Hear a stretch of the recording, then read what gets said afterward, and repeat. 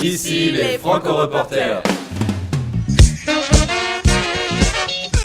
Salut, c'est Chaka Ponk, on est avec les Franco-Reporters, je m'appelle Steve. Et moi c'est Yon. Ouais, complètement, puisqu'on a joué nous pour la première fois ici il y a 2 ans.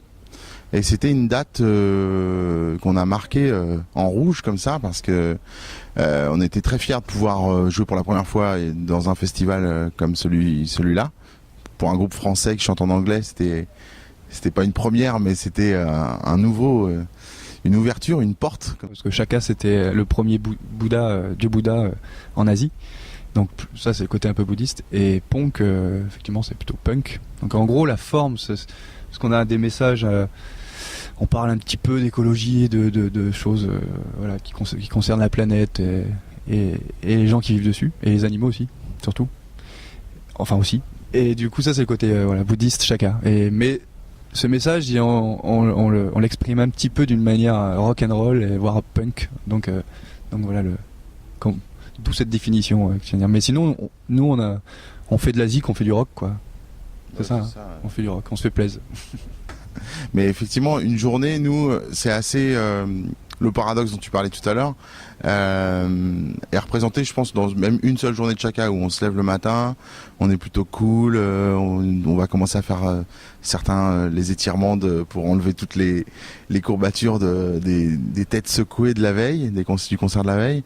Et puis après, on travaille pas mal sur la Monkey TV ou sur le site internet, en tout cas sur l'image.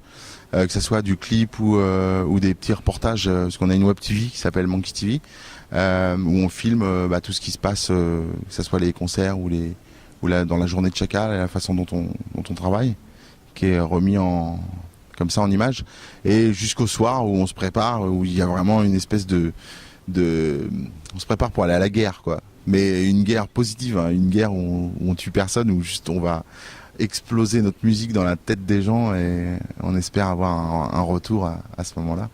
Et je pense en ça on a l'impression que c'est une attitude rock'n'roll ou punk. J'ai rien à rajouter. C'est vrai que sur la route, c'est là c'est un peu l'aboutissement de ce qu'on a fait les années précédentes.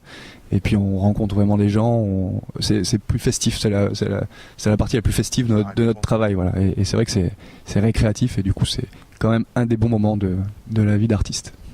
J'étais un gros traqueux quand j'ai commencé la musique.